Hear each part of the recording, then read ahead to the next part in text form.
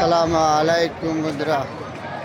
আজকে আন্তর্জাতিক ন্যায় দিবস উপলক্ষে সকল শ্রমিক কর্মচারী সংগঠনকে জানাচ্ছি আমার পক্ষ থেকে আন্তরিক অভিনন্দন, শুভেচ্ছা, ভালোবাসা। লক্ষ লক্ষ মানুষ আজকে এখানে উপস্থিত হয়েছে, যারা জাতীয়তাবাদী আদর্শে বিশ্বাসী শ্রমিক দল, জাতীয়তাবাদী ছাত্র দল, কৃষক দল, সবার প্রতি রইল আমার আন্তরিক অভিনন্দন, শুভেচ্ছা। পল্টন ময়দান থেকে সবার প্রতি রইল আমার ভালোবাসা। কারণ আমি একজন ক্ষুদ্র মানুষ, সবসময় আমি দেশের পক্ষে, জনগণের পক্ষে কথা বলি, এটা হলো আমার নীতি। কারণ 17 বছরও আমি লেখালেখি করেছি, ভিডিও করেছি, ফেসবুকে লিখছি, ইউটিউবে দিচ্ছি, বিভিন্ন জায়গায় দিচ্ছি। তারপরে আমি বহুত নির্যাতিত হয়েছি।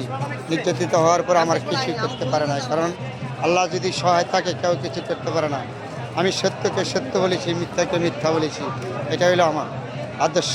এই আদর্শ বিশ্বাস নিয়ে আমি এগিয়ে যাচ্ছি।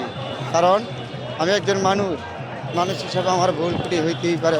ভুলগুলি অত সবাই আমাদের সাথে দেখবেন, আমি তো ভুল করতে পারি। ভুল তো ছাড়া মানুষ নয়, পৃথিবীতে কেউ মানুষ নয় ভুল ছাড়া। তাহলে ভুল হইতেই পারে আমার।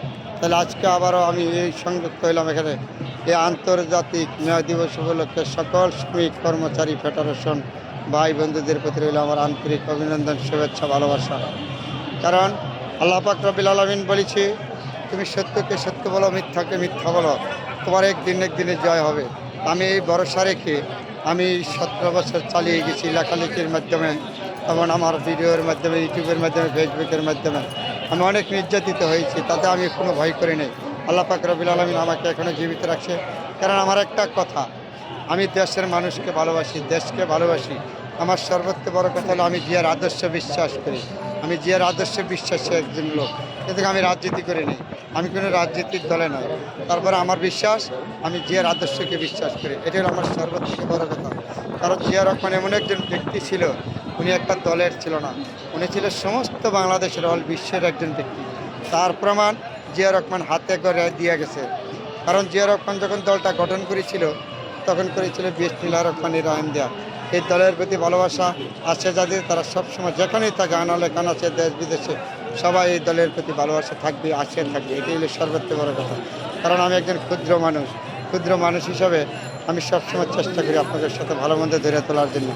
কারণ আমি দেশের প্রতি আমার ভালোবাসা আছে। কারণ আমি একজন শহীদ জিয়ার বিশ্বাসী করি।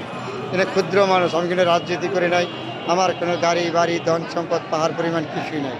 তো তারপরেও দেশের প্রতি আমি কথা বলবো যতদিন আমি জীবিত থাকি, বেঁচে থাকি। এটাই আমার বিশ্বাস, আদর্শ নিয়ে আমি এগিয়ে যাব। আমি সবার সহযোগিতা চাই, সবার দোয়া চাই। আমাকে কেউ টাকা পয়সার দ্বন্দ্বলত দিয়ে আমাকে সহযোগিতা করতে হবে না। আমাকে শুধু আমার জন্য দোয়া করিবেন। যারা আছেন আমার কথাগুলি শুনেন, বিশ্বাস করেন, তাদের প্রতি আমার অনুরোধ, সবার প্রতি আমার ভালোবাসা, আন্তরিকতা রইল, আসে থাকবে। এটা হলো আমার সর্বোচ্চ কথা। আজকে হয়তো আমি এখানে আসছি আপনাদের সাথে দেখে যাবো। সবার ভালো থাকবেন, সবার জন্য দোয়া হবেন, শুভকামনা রইল। আল্লাহ পাক রব্বুল আলামিন যেন সবাইকে সুস্থ রাখে, ভালো রাখে, এটা আমি কামনা করি। একজন মানুষ হিসাবে আমি সবসময় আপনাদের সাথে কথা বলি।